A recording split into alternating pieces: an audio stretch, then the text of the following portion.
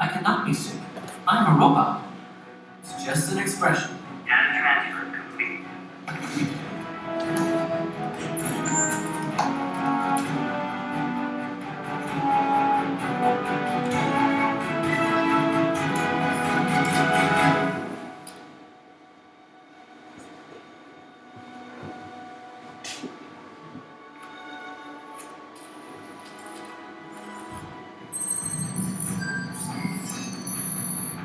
I fail to see how karate makes me a better healthcare companion. You want to keep me healthy, don't you? Punch this. Yes. Hammer fist. Side kick. Night kick. Back kick. Gummy bears. Yes.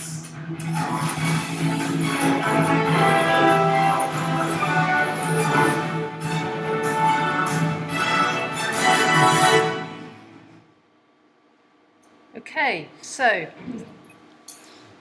back into your groups and think about what that sequence then adds to our engagement with Baymax. What become the additional entanglements that kind of sequence brings to thinking about the figure?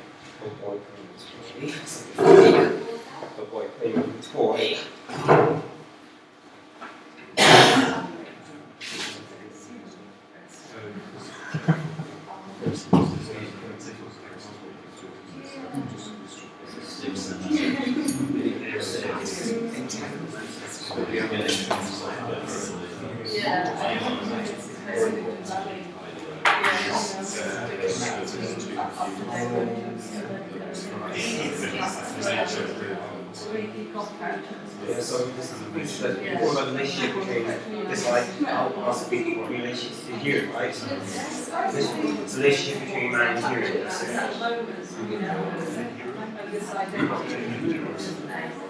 Man and she, that's here. Read martial art, she.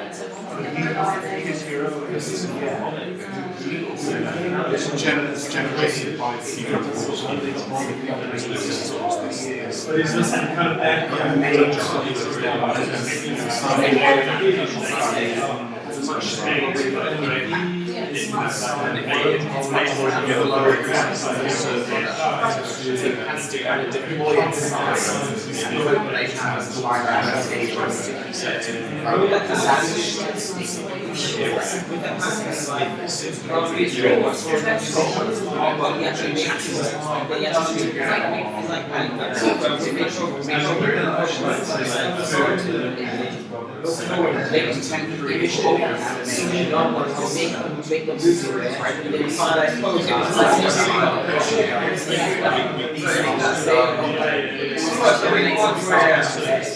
but is this kind of halfway through saying this needs to change. You know, it's like this is a bit of a change, and yet so. It's probably died with volume the size Of course, it's on the well, we were alive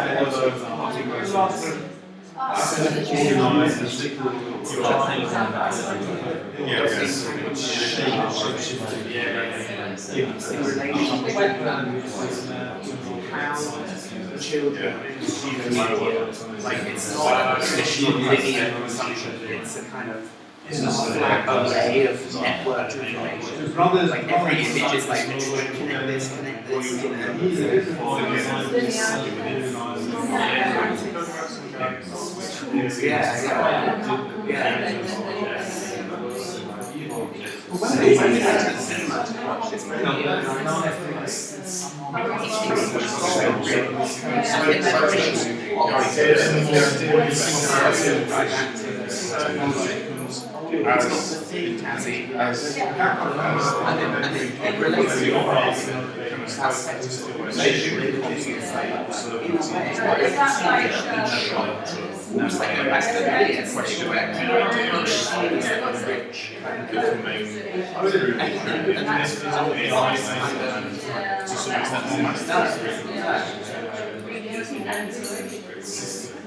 you Yeah, exactly.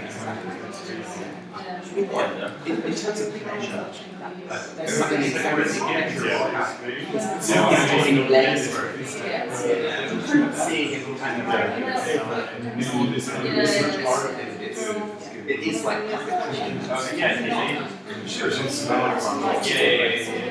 Okay, so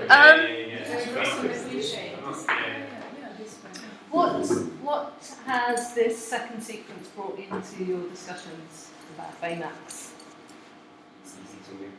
It's easy to manipulate. He's easy to manipulate. Yeah. Okay.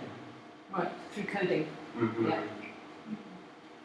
It's something that we kind of touched on is the kind of the centrality of the human imagination in the act of animation. That the robot is subject to human in every circumstance and is never considered independent. You know, like within Star Wars, the AI technology, the inanimate becoming animate, is always subservient and slave to the human. Yeah. It's constructed and independent. Yeah. Okay. From over this side, what were you talking about? So, you said that he was very manipulable, but he still is able to consider the intentions behind voice actions. Like when he reads the chip and says, "I don't see how can't explain how we do a better healthcare." I wonder if at one point he's going to respond completely and be like, "No, I don't see the point of this at all," and just stop. That would be an interesting alternative end to the film, I think. Yeah. There is this question about identity, isn't there? Yeah. What's it contained within, and does the robot want or desire its identity? This animal isn't really a good I was thinking how the spirit of invention is kind of celebrated so markedly, and I felt that it was in the keyboard design, which is so Apple design, even the robot seems to be a bit like it comes from the Silicon Valley enterprise, like small startup, and the young inventor going around with his typical drink. It's interesting. Yeah. I mean, I understand they were just looking at the reverse the cliche of creating a monster gets alive and making it an unmonster, if you want. Yeah. It's also interesting how it's animated by cultural scripts, right? The kind of kung fu is not a technology; it's a culturally coded form that is replicated and read into his motion patterns. So again, if you want to read that as a kind of soft Disney version, self-reflexive film about film, of course, in the way in which most things are now. There is that. It's a bit like Kung Fu, a bit like teenage movie, and then the Gummy Bears as the I can do this and that, which basically also translates into I can be a film that does this, that, the other. The hero can be all these archetypes in one. But you could also push that with not just a Disneyfication of it, but it's also a kind of comment on the labour behind this sort of film. There's a huge amount of labour involved in constructing the animated entities, not just... I think the idea of motion capture as a kind of screen vocabulary that's understood in the same way that swipe and touch is a screen vocabulary that's understood. The scene both imitates the Matrix and draws a distinction from it in its interfaces. There's some kind of link with that, with the psychological experiments where you get body points which are put into motion and you perceive the body from the motion. So the motion is perception of the motion is prior to perception of the body, as it were, and it kind of plays that out. There's something interesting in the way in which we are witnessing the machine reading the chip data. Again, in terms of like trading advantage points, it's not automatically part of its computational DNA, but it's something that is actively read into the available script. We are led to believe that it's kind of checked for compatibility, even though that has become problematic. There's also a moment of hesitation, observing this changing. It's as if there's a sort of kind of phase state. Yeah, it's a phase state. It's changing nature. I think the point about the disc is important because it's in a way the retro moment of the film, in that it goes back to this mini disc, zip disc type artifact, because film needs an object to kind of deliver this plot idea. You know, it couldn't just be a Wi-Fi signal data transfer. You know, that would sort of hamstring the film in plot terms. I mean, we were just talking about the end. Who's seen it?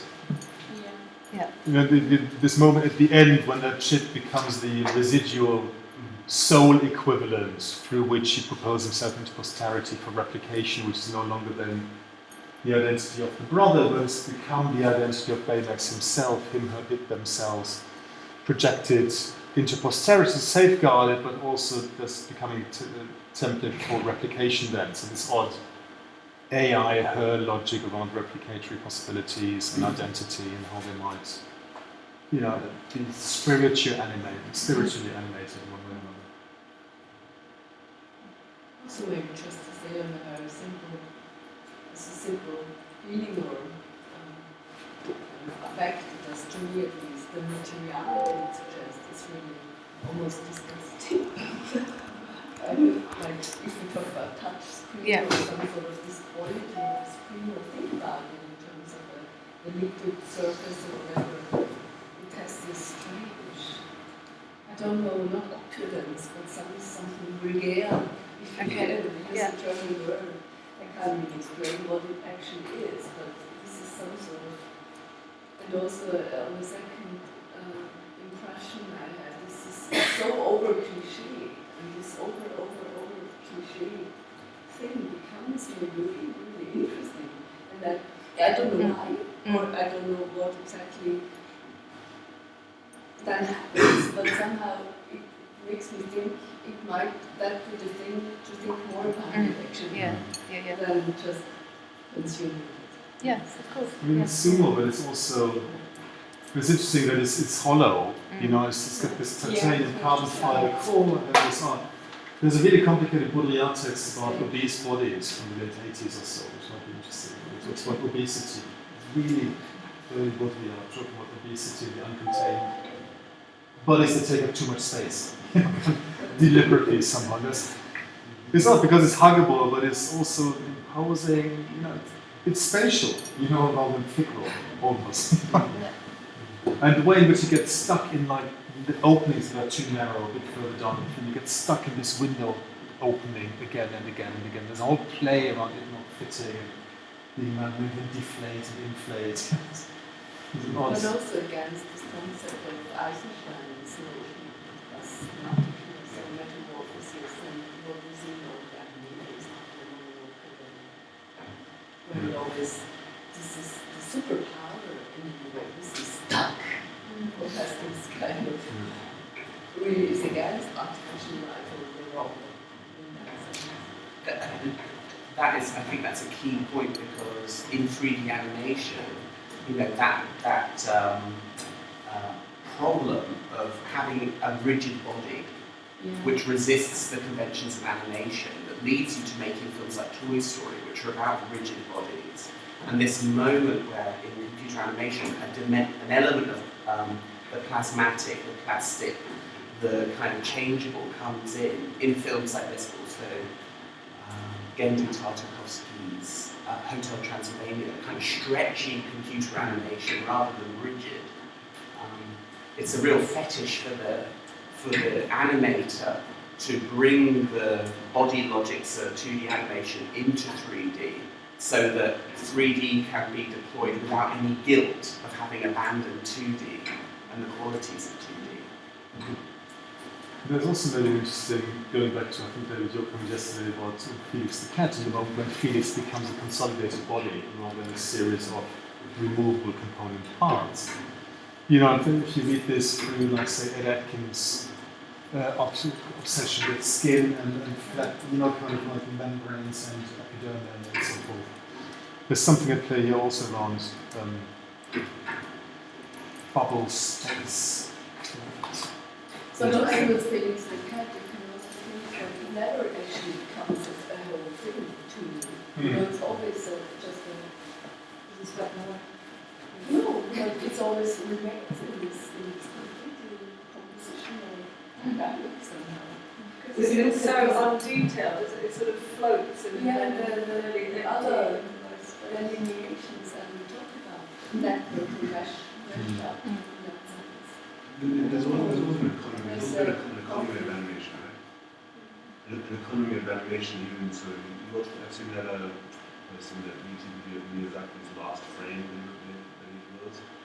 You know, I mean, it's really expensive to do hair. I mean, Ed Atkins can do sort of a really detailed epidermis because he's only doing 30 seconds of it, or 5 seconds of it, or one of it.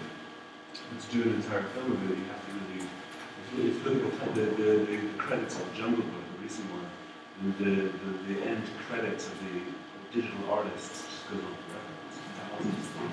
But there's a kind of pride indulgence. I mean, I think it was Monsters Inc., which was the first one that rendered hair convincingly. Yeah. You know, the fur moment. And there's of course an inside logic. You know, there's an industrial scale economy, and then there's an inside labor economy around this. You know, and which is also supported by a claim on innovation, you know, enabling yet another set of possibilities. Why do you always need technology in making? You know, that's another question. I mean, the seeing or reading a robot maybe has not always much to do with technology. The what? To see or read a robot, or to depict it somehow, doesn't necessarily be through technology. I mean, how advanced is Big Hero 6 in terms of animation technology? It's not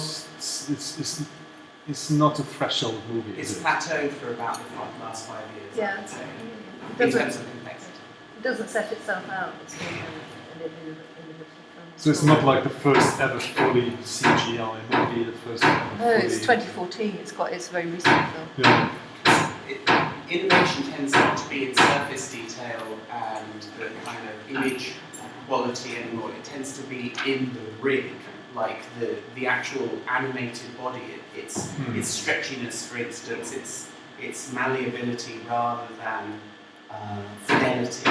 So is that the new frontier? There's also a globalized aspect of it. You need globalized labor. Yeah. And it's very awkwardly, it reads like an LA movie, but it's set in some ominous, maybe Japan. It calls it, was it San Francisco? San Francisco, you know, it's kind of really playing, I mean, what Her does with Pudong as a future LA, here becomes very explicit as a future post-global, it's all the same.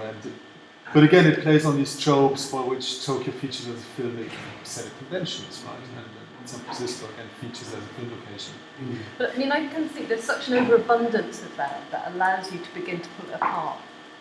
It's not a self-reflexive film, I don't think, so it's not that kind of classic reflecting on itself.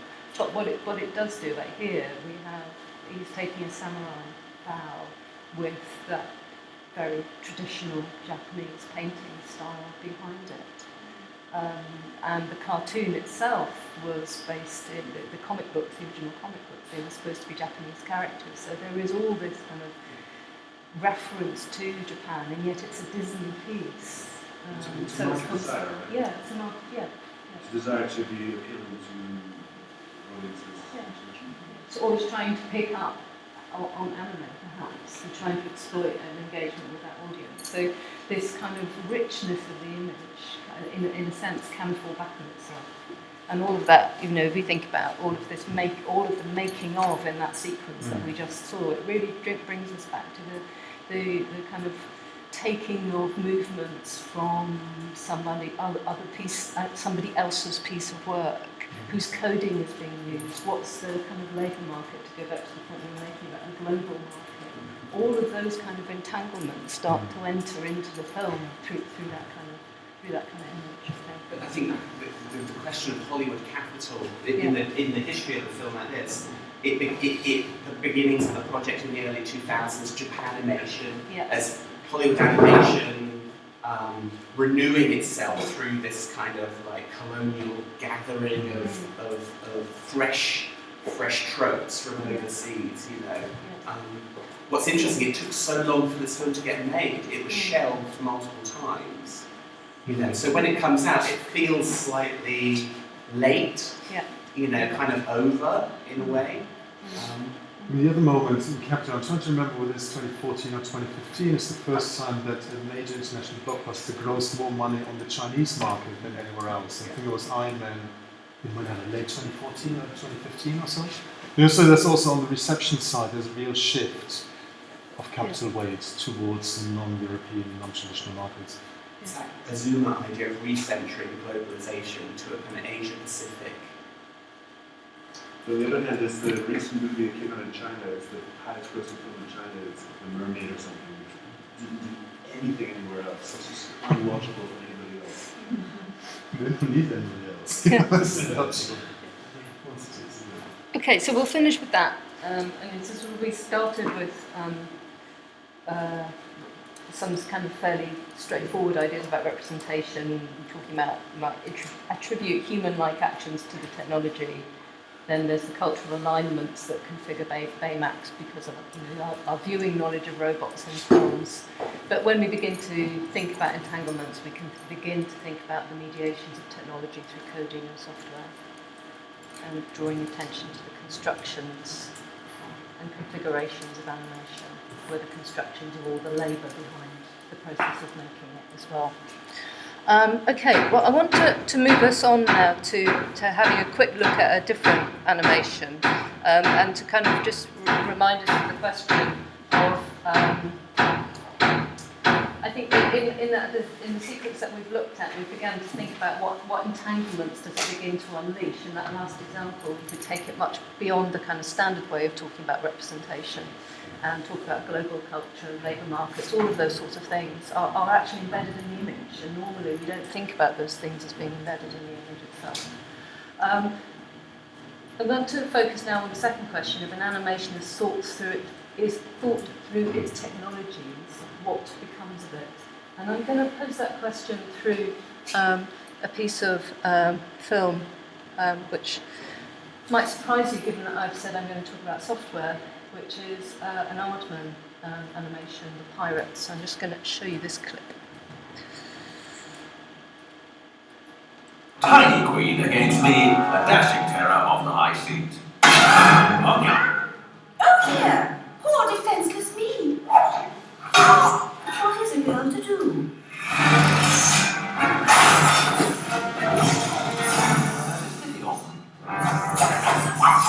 You know why I really hate pirates. It's because you're out of date.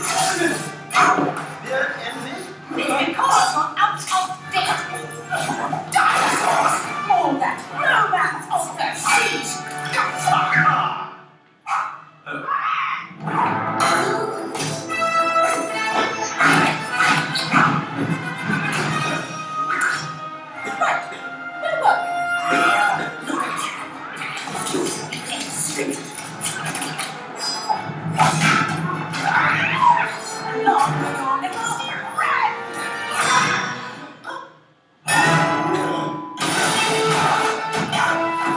Okay, I'll stop it there. You get the picture. So, when you think about Aardman, what comes to mind? Claymation. Yeah. Anything else? Mouths. Mouths, yes. Yeah, the coat hanger smiles, as they're called. Yeah. Yeah. Bristol-based animation studio. It's kind of our national animation cinema, isn't it? It's bound up with that Andrew Hickson idea of sort of national cinema. Yeah. Well, that's very much exploited here with the Queen Victoria thing. Anything that you would say about the technique of stop motion as well? I mean, you mentioned it, claymation. Yeah. Is this claymation or is this CGI animation made to look like claymation? No, this is claymation. There's CGI going on in it. Yeah. Probably The whole not. tumbling sequence of her tumbling towards it, is that not? No, Looks like no, does it matter? Oh, we'll get on to that. I'm just going to let you talk about that for a moment and then come in. I just wanted to kind of hear how far you go with, is it CGI or isn't it CGI, and how much CGI might actually be in that sequence? I reflected that people want to, and some people want to look at a cartoon, so then the people that make cartoons, even if they could make something like the Jungle Book, which is a cartoon that doesn't look like a cartoon, would decide that it should look like a cartoon. Yeah. So here they decided to make it look like an animation. We were talking with David earlier about this kind of difference between this specific economy of drawing animation and so preserve your energy basically, and do you use more motions to create a loop that goes back and forth. Now I'm thinking how interestingly in that with any CGI animation you have these motions done already, so you have almost an excess of that motion. You can feel it's going not where it goes in real life. So in this one, there's another specific relationship in this between what you get between the things, not the axes, not just the gestures. I think a key part of that is that you have space as well. In stop motion animation, the space opens up beyond the conventional kind of orthographic space of 2D, which requires all other, huge other forms of labour, in terms of lighting, planned camera moves, the finishing of details, and so on. It's much more theatrical in that sense as well. It opens up the space. But there's a set. Yeah. There's a physical set. and they use that so tumbling. Stuff constantly coming in and out of deep space, deep cinematic space. Also, I mean, that theatrical thing, when I think of the art and things, is that all those props, and lots of clutter, and lots of things that have to be there because this is what we expect of. Okay, well, the reason why I chose to show you a clip from the Pirates is because 80% of the shots have computer-generated work in them. Some of it is related to the movement and just removing the wires. So that tumbling shot, I think, would have needed a lot of wire removal in it. But the really interesting thing for me in this particular film is the faces you mentioned, the mouths. The faces of most of those characters are a combination of either silicon or plasticine headpieces, 3D prototype mouths, which were originally modelled in Maya, which are then composited onto each of the characters that we're looking at. So anytime we see a face, we're looking at an example of some compositing work done in the image. So if you look at the puppets, that's the Queen Victoria puppet on the left-hand side with the line between the silicon head and the bottom of the 3D printed mouth part, and then on the other side that's just another puppet to show you what it would look without the mouth part. So basically there's a huge amount of post-production work done on the animation.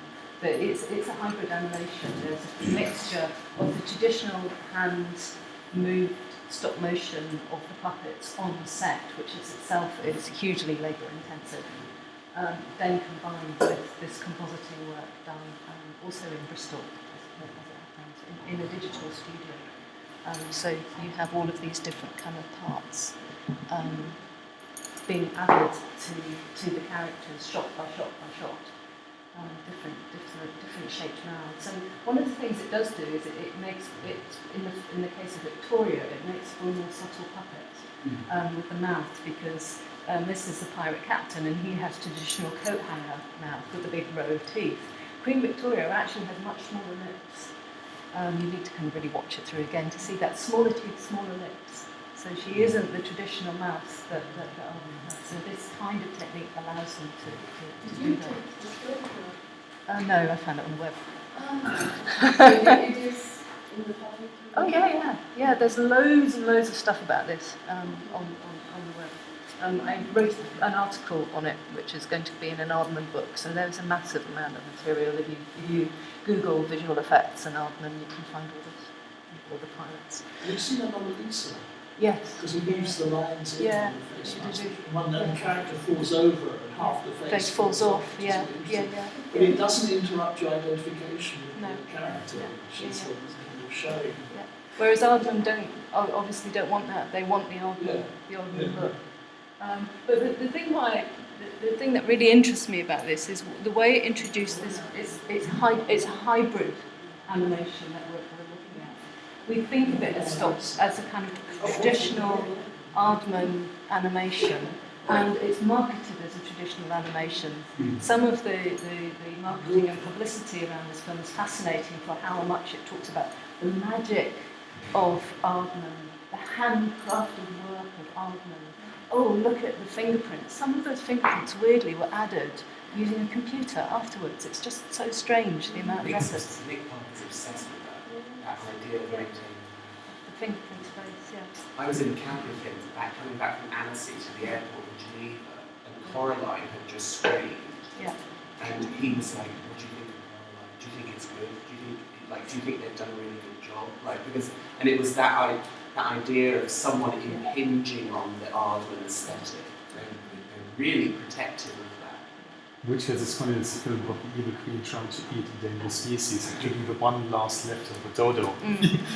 For the international market. It speaks to this somewhat quaint, like the Wallace and Gromit, quaint British old way of life type logic. You know, It's interesting that when Ghibli started to bring computer animation into their processes, when he went on to make Ponyo, which went back to cell animation, picking inks, the whole kind of retro process, it was a similar moment where with Mononoke and so on, CG was coming into the production process, and Miyazaki had this really problematic relationship to it. And he sort of othered it, disavowed it, and went back to this traditional filmmaking. And his staff were like, "What are you doing?" He had to spend an exorbitant amount of money hiring extremely senior animators who could work in the old style, pushing the studio to the brink just to kind of engage this idea of authenticity. I think what this Aardman does, and I don't actually think we've got a language to really deal with this, what's happening in the Pirates, is that it's presented to us, the image is presented to us as an authentic, handcrafted image. But any time we're looking at the puppet and it's moving, that is a hybrid image. That's not a puppet. That's a puppet with a lot of effects work. So if we want to ask, what is the status of the image? What is the ontology of the image? Those sorts of questions. It becomes really problematic because what are we looking at? We're looking at something which is both computer generated and handcrafted. It is both of them in that moment. And the same thing's happening the other direction with animatronics.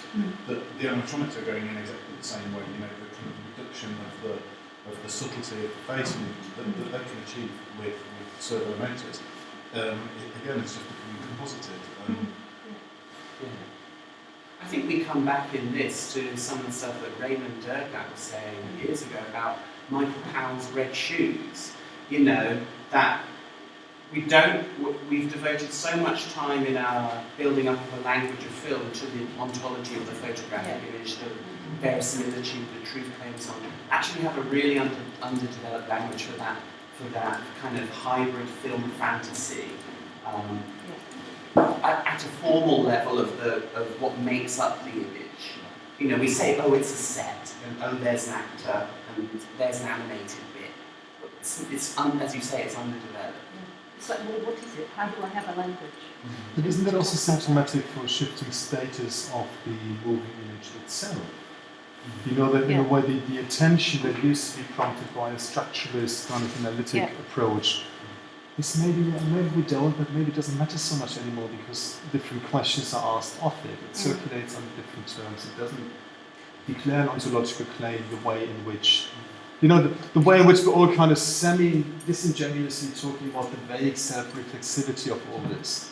You know, the full knowledge that has lost its critical edge. You know, that the moment where that was actually a self-reflection of the medium. in its own genesis, is now part of a somewhat washed up vocabulary of mainstream image production. I think that seems also indicative of a shift as to the status and indeed the question as to whether we still ask about the ontological status in the same way in which one would have done.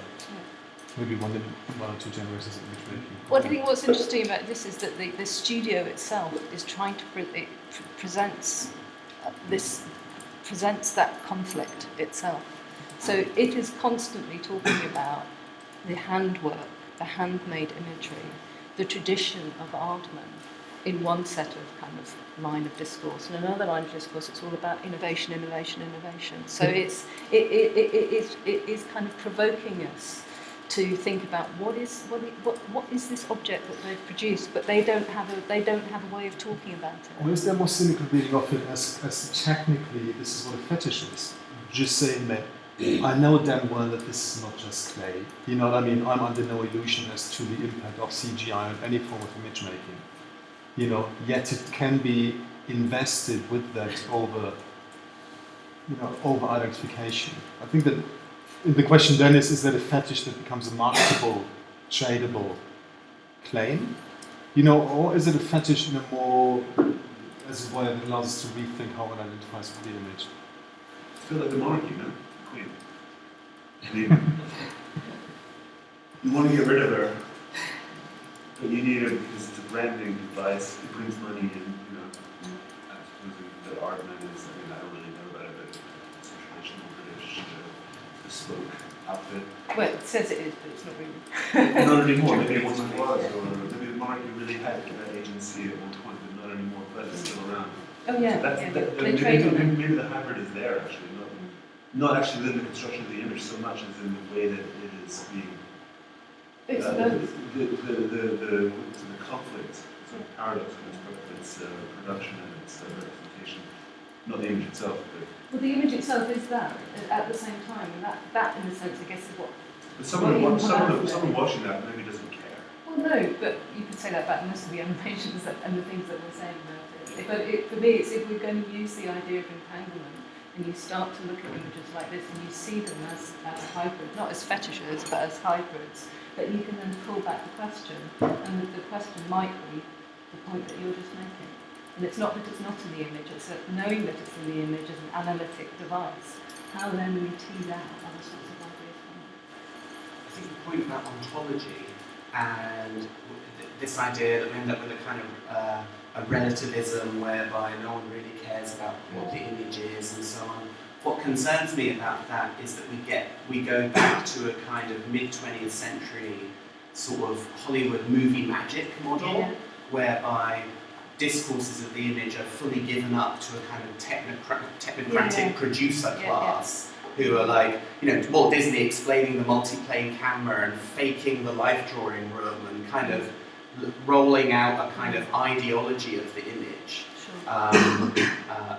And really guaranteeing his dominance of the field by mastering that discourse of the image.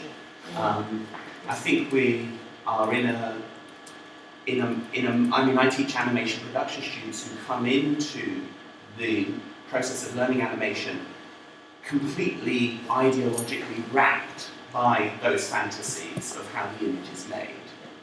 I watched the extras on the Big Hero 6 thing, I just want to work like that, and then you have to explain to them that is a fake fantasy that you've been inculcated into. I think we have two axes here. One is, and it's interesting, of course, that we are all, I guess, respectively, certainly the four of us conjuring this event and times X for the audience, I think are very different investments. Understanding what animation might be, but also investments in the status of moving image as material, either as production from production side or as recipients. Because the other answer to what you're just describing, of course, is the old Benjaminian show with the distracted spectator and rethinking how spectatorship engages with its material offering. It's just the other way out. Rather than zooming in, it's kind of disavow the societal spectrum claim around the ideological kind of pull of the image, to simply disregard it as, and that's the Rancière, Benjamin, depending on where you want to put that, to disregard that claim. So no, it does not produce a passive spectator. It does not produce an ideologically formed subject. because we are not finding ourselves in that position of a passive receiver of these images. You know, that's back to this notion of disenchantment and disinterest. You know, which is another way out of the industrialized logic. That doesn't work for the production side, of course, for somebody coming into the industry. But I think it's interesting where I remember an interview with James Cameron about Avatar, where he said, I want the audience not to know what they are seeing. And I was very struck by that sense of a desire on the part of the director to bamboozle the audience and not know how the image is generated and what's real and what's fake in these terms that we might use. So we're not, on the one hand, I suppose I would want to say that that's also continuous in a sense with Benjamin's kind of idea of film, sort of fascist film as a kind of, you know, where we're all asked to bear this image, to participate in it, but without drawing out and being able to see that, you know, we've been formed into a source of care or whatever it is, you know, that we're this kind of material as audience, material of representation. So there's a step away from that that doesn't necessarily have to relinquish the question and just say, or that we're somewhere else. It doesn't matter to us as question. But and it also doesn't mean necessarily that we go back to some kind of super formalist or structuralist sort of mode of filmmaking where we're constantly having these devices bared and being made aware of image source. So, and I mean, I suppose that's all part of these hybridities too, that we might be aware of all those parts, or being asked to be aware of all those different elements and factors between all those different. I think the Asian context for a film like Big Hero 6 is interesting because if you think about Bunraku theatre or Kabuki or some of those traditional theatrical formulas coming out of Japan, for instance, when you see a Bunraku play, you see the puppeteer and you see the stagehands, but then you have an immersive, illusionistic narration and musical accompaniment. Some elements are immersive, some elements are kind of Brechtian and distantiated, you know, and it's a kind of mix of tropes, and somewhere in that recipe is an experience that is intellectual and kind of negotiated. And that's what I think, where I think we're at so often with lots of contemporary animation. We responded to the immersive call of some things, and then we recognise and negotiate with other elements. And it's not an all-in, or... Yeah, no, I think that it is that in and outness that is played with all the time. And I think, I mean, in the case of anime, there's a very specific economic reality as to why animation has gone in that direction. Anime budgets have just been eroded down to nothing, and what you're left with in lots of contemporary animation is a kind of sort of meta-animation that's barely animation at all in many instances, very, very empty, and yet, you know, still commits itself to being a sort of episodic drama or something like that. Well, if you were to break down things to watch when I was younger, there's sensible points which are still showing now. They're all like created into animation. Yeah, I watched this one quite recently. It's not as fun. Fine as It should you just haven't changed.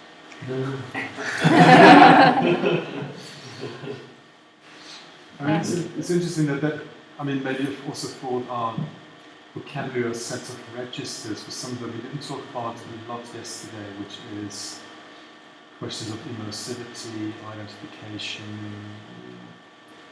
suspension of disbelief, all these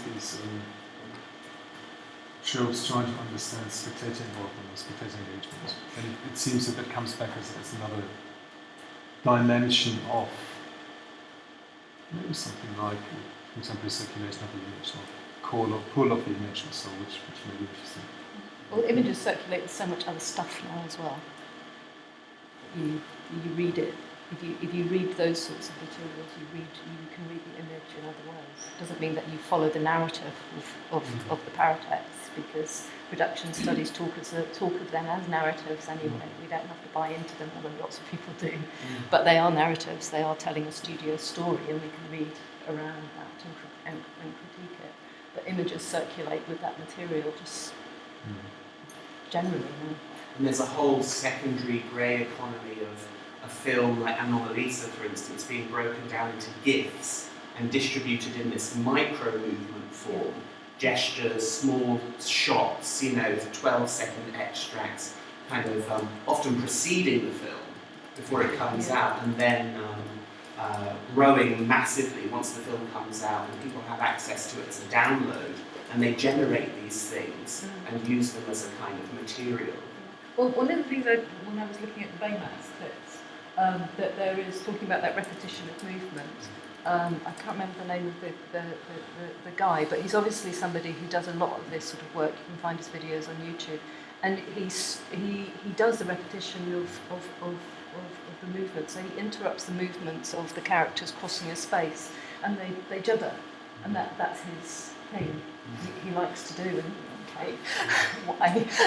But again, it circulates on the internet, and loads of people watch his stuff. I think the question of GIF is actually a personal obsession of mine. I've got a collection of these GIFs, and what's interesting about them often, it goes back to the labor of animation. It seems to me, I mean, I don't have any proof of this, but I've worked in film and post-production, that a lot of GIFs that circulate, good ones, well-made ones, as even possible, are created by people who are laboring in animation studios or post-production studios as a kind of, I don't know, for fun and they post them anonymously. I mean, there's a whole certain research they do on that subject, which is really interesting. It's like a venting out of an intensity. I'm working on this like fucking Coke commercial. Fuck it, I'm just going to make a dog float in the field while they're paying me for this. Yeah. Okay, well, I'm going to move on to the last set of examples now. The other things about talking about Aardman is that it kind of throws up that way in which animation, whether it's the photoreal, or I put up photorealism there as well, or Aardman's reality, which is obviously its own specific studio tradition, the look of Aardman, is being mimicked in animation, and it's part of the style of animation. So I was going to get us to talk about photorealism, but I won't do that because we're probably a bit short on time, but I would just, I was going to use, just very briefly, draw your attention to what I thought we might talk about, which is the kind of photorealism that you get in an animated figure, such as one of the apes here. But of course, that when you look again, you look at the stories around it, it's like, oh, it's so ape-like, it's fantastic, it looks amazingly like an ape, and I'm thinking, yeah, but apes probably don't have those sort of facial expressions because they don't really hold conversations with people and they don't interact with us in these sorts of ways. So there's this whole thing of, but it's not real. It might, it's photorealistically real, but performance is quite something else altogether. So I was going to bring in the idea of motion capture and all the codes of motion capture, and how the photorealistic image is then underlaid by a human performance, which again creates this very hybridized thing on the screen, which isn't straightforwardly an ape.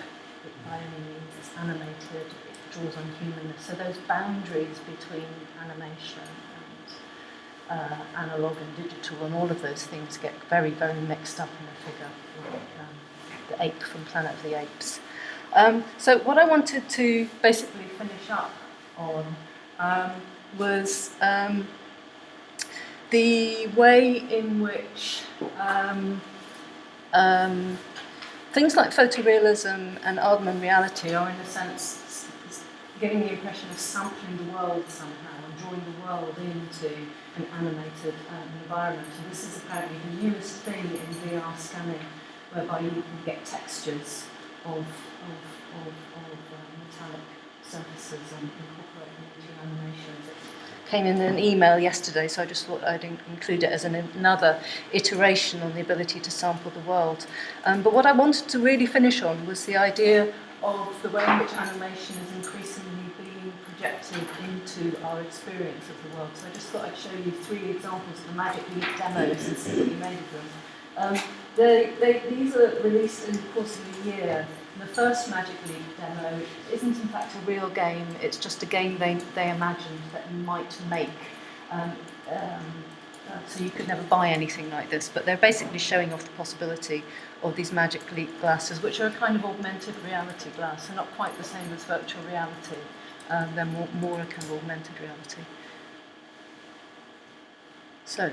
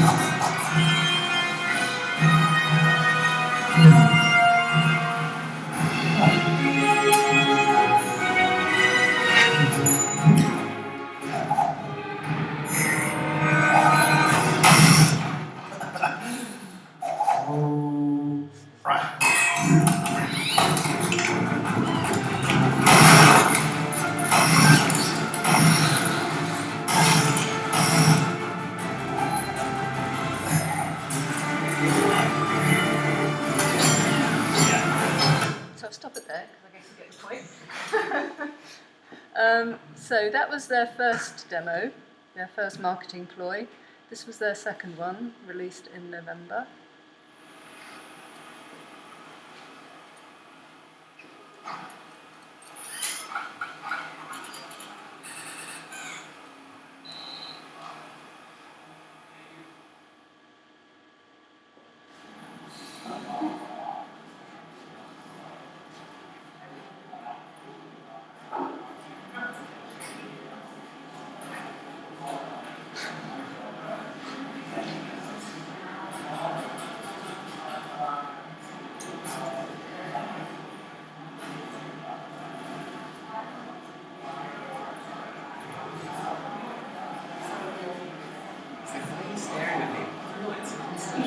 I'm not looking at you, I'm looking at planet Earth.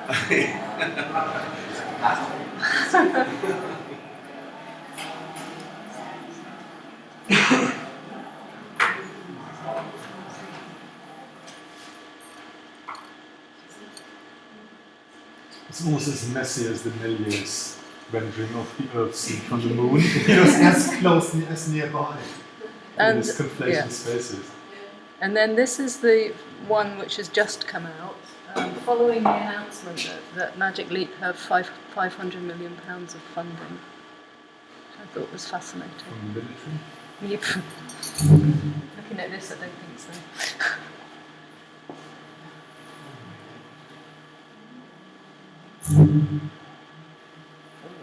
Graphs.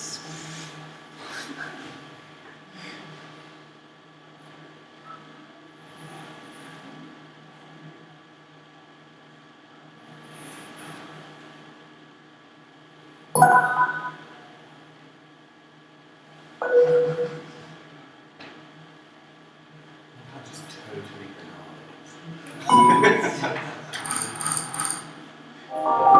So £500 million to produce.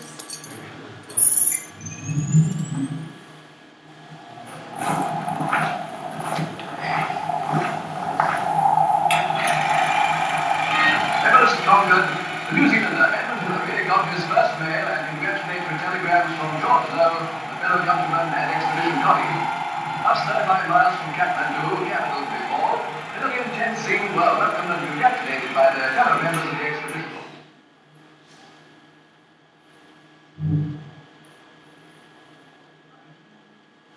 Coming up as my very favourite bit of this.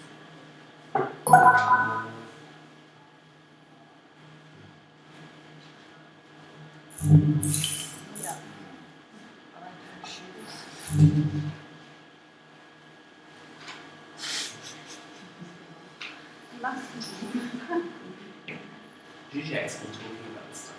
recently. I'm a bit obsessed with it. There's part of me thinks it's a parody.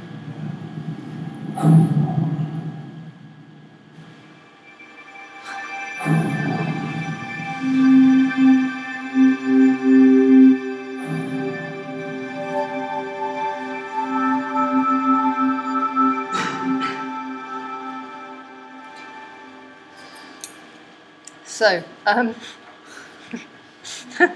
that was just to kind of show you what sort of possibilities are being imagined by our Magic Leap type companies for us. But it leads to these bigger questions, which we may want to finish this session anyway. But what becomes of animation if you think about it through technology? You can expand the ways we think about the image, I think, and the kinds of connections we might make. Yeah. So can I just ask, just going back to the Aardman things, do you know much about a company like Aardman and maybe other companies, the degree to which the software that's used for CGI is either off the shelf or customised or originated in the production company? Well, the compositing software was from London, the big company, the Foundry, and they customised their big compositor. Nuke was one of them. So Aardman, I think, used mainly off-the-shelf software. Right. They used Maya for 3D printing and prototyping, the original modelling. They worked in conjunction with the Foundry. The Foundry moved, I think, people down to Bristol and tweaked their software to work in the Aardman pipeline, but it was essentially the Foundry software. And the costs associated with it? I don't know that Okay, much. right. I imagine a lot. But that suggests a kind of you were talking earlier on about Aardman fetishizing their handmadeness of their this object formness of their animation. I mean, this signals a kind of sort of penetration really the studio by this other this other studio. Well, it's complicated with Aardman because Aardman even though they present themselves as the handheld studio when it comes to something like the Pirates, they also have a very vibrant facility within the studio to create computer-generated animations and have done for years. So they are very, very invested in computer-generated animation, but they worked with the Foundry to enable them to create what they wanted to create. So they work with all sorts of different opportunities, and there are lots of them comes from Sony Entertainment. Yeah, they had a 3-film deal with Sony. It's games that they capture with a sort of platform which needs to be reconfigured because of the interaction. Right, okay. And the physics. The physics, but also, the sort of contingencies that are always available. Okay.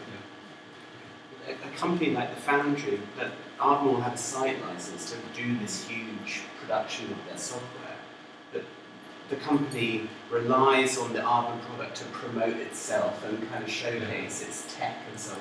So it's a very symbiotic sort of corporate relationship. Do you know, by the way, in terms of gender, who are those guys who are in those studios? Are they there? In those studios? Well, I don't know the details precisely, but if you look at all of the making of materials, the vast majority are guys. There are some women, stop motion animators. There was a woman who did the Maya modelling of the heads, but most of the people who are interviewed are men. But that's true of the animation industry quite generally, that there is fewer women doing the animation. Aardman experimented with the CG feature film in the style of their claymation, didn't they? It flushed away. Yeah, they did. And it failed miserably, Yeah. and they kind of completely avoided it after that. Can I just... What happens if we invert the terms of your first bullet point? What happens if you think about technology? What becomes of technology if you think about it through animation? Yeah. Because there's something really oddly illegible to my mind about the Magic Leap demo, certainly the last one. Yeah. Because of course we read it as a composite image. You know, what seems really messy and in a way completely undesirable is the fact that that would collide with some real spatial experience. You know, so in a way it's beholden or becomes legible exclusively as a 2D composite image, at which point it describes itself into a lot of material we looked at yesterday and today. There's also when you think about this film and this jellyfish, you go like, it's daydreaming, right? I mean, it's not knowledge accumulation, it's daydreaming. Either, you know, then you think, is that close to Elisa Attila's work, or is it there's a sequence in one of the Sherlock Holmes episodes where the ultra villain seems to contain this infinite database, which turns out to be good memory palace, right? So he memorizes things by performing all these actions, but really it's just in his head, which is why he gets shot, because the only way to close down the database.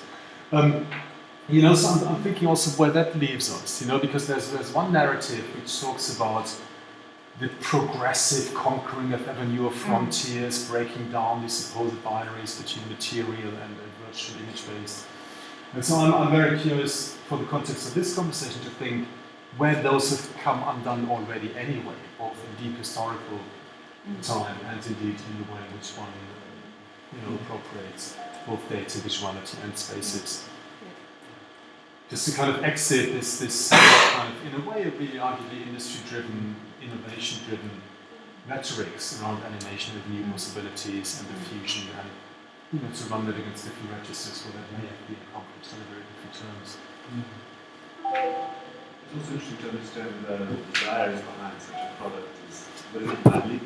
The company's called Magic Leap. Magic Leap. I mean, for example, you think, okay, so I could do all that on my phone and I don't want to be looking around all the time. But there's a big problem with texting while you're driving, right? So perhaps this is designed so that you could have that on your, you could sort of be looking at the road at the same time as you're looking at your SMS. It's better, I don't know. Well, I mean, you look at that in a very straightforward way. First of all, it's like, well, let's get the gamers interested, and then it's like, oh no, it can't only be the gamers. We've got £500 million. We better try and get another group of people involved. Let's do productivity now.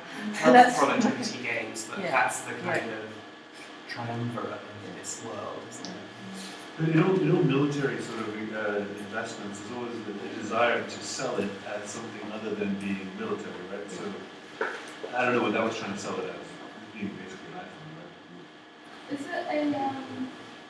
Is it a headset? Because you don't see the source of the technology, you experience what it is to be like. Well, it seemed quite hard to get an image of the Magic Leap headset. To be honest, I did look, and even when when Magic Leap are talking about that kind of art and brilliant type scenario, their video, they never actually really show the headset. There's a lot of sensitivity around headsets, because what we want is for it just to be there and not to have the clutter, and that's the problem with VR. You just want a better head, right? I just want to see some nice things. But the other thing around this, sorry, to kind of go back to the military, and like I'm yet to be persuaded that deep down the investment in interface technology is not military based, and through whichever channels. But I think for the purpose of the conversation around representation and its possible others, there is then a sliding scale between mediation and representation, marketing as an invitation to interaction, as it were, and then the fully fledged interactive interfacing that is military technology. So the fact that you have the Adidas branding image, which is a prompt to then click buy, is half a step removed from the, like we talked yesterday, the video carpet bombing area recognition logic of the drone, for instance. So that's that end of the scale. And the idea of a mediation and a representation of words at the other end of the scale.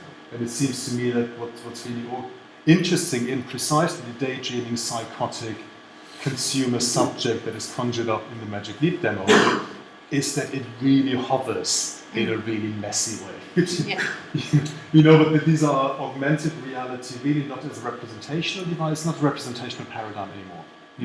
That features as part of the proposition, but it is an interactional, interfacing.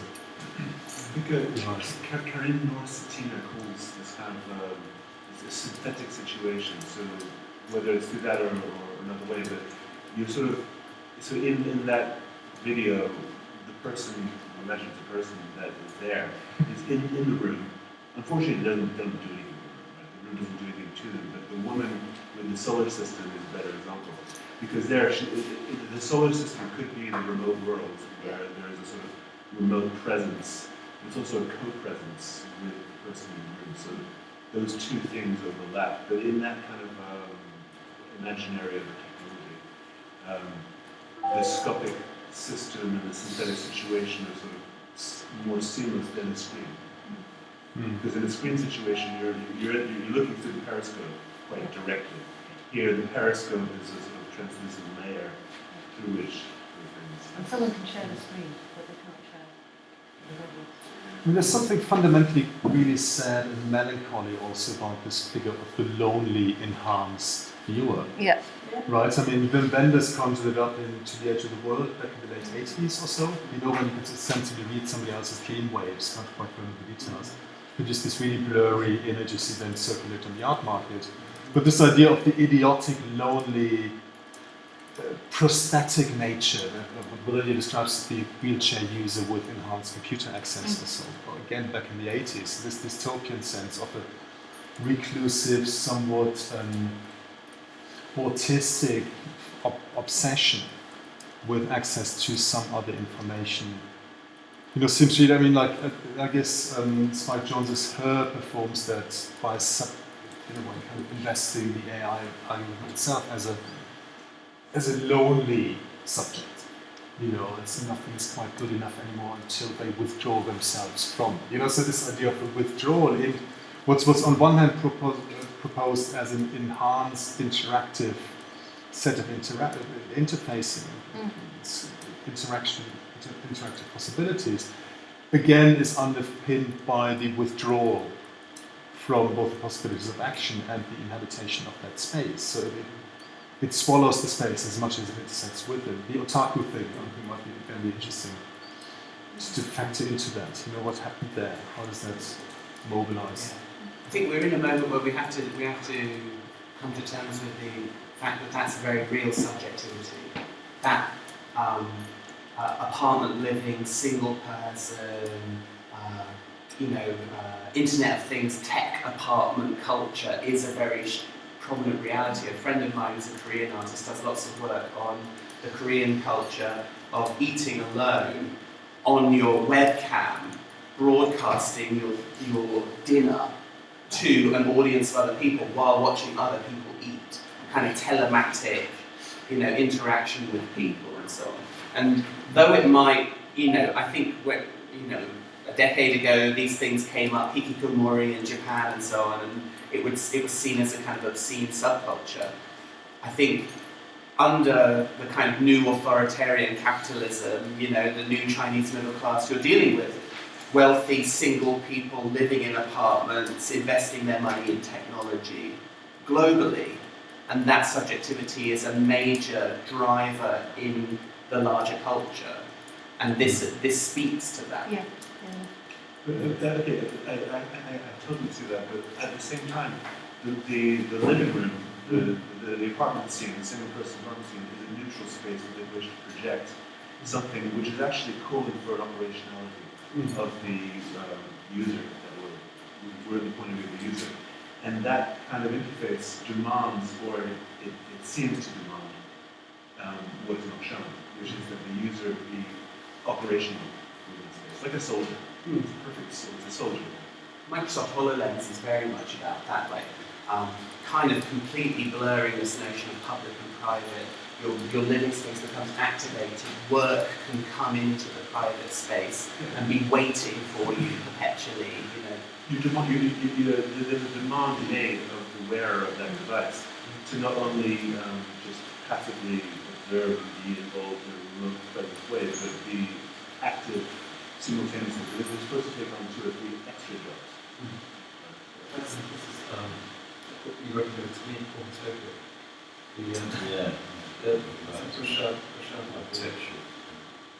Biopolitics and Hugh Hefner. So the idea of Hugh Hefner's laboratory for living is this kind of operational space, where kind of experiments are performed in the public.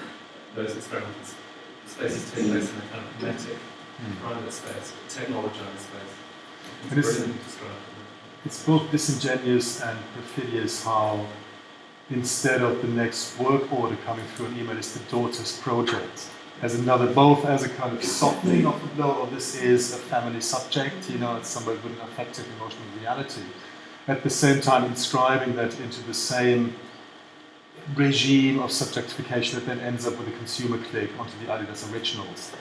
You know, so there's a whole set of codes written into that, of which it's of course, it's the neoliberal kind of post-labor subject, you know, it is not exempt one, but subject to different kinds of demands. This is, if you think about things like, you know, quotidian stuff like Instagram today, in relation to an ever-dividing society, you know, you have people willingly volunteering their life in an image culture, and then you have, you know, there are lots of, you know, like the Princess of Monaco on Instagram has a whole team of people photographing, processing, and then posting on her behalf to give the illusion of a perfect life. You know, like what you're dealing with here is a transparency demanded of a person on the one hand, but then fake transparency manufactured on behalf of other people. You know, like, oh yes, of course I'm accessible. Actually, you're not. You know, it's. But this transparency that is transactional. Even when the daughter comes in, it's like you go through the project, you go through all the special effects, you get the wind howling, and then you click it away. You know, I mean, there is a transactional logic to that is a very specific form of engagement or disengagement. You also imagine the daughter is next door. I mean, the guy's waking up, and the daughter is waking up, and they don't just go and knock on the door. It doesn't happen in the kitchen around their breakfast. That's so romantic. We probably should stop Yeah. because we're up to We're over time, aren't we? Yeah. So, but should we should probably have a break? Great. Thank you. Thank you. Thanks.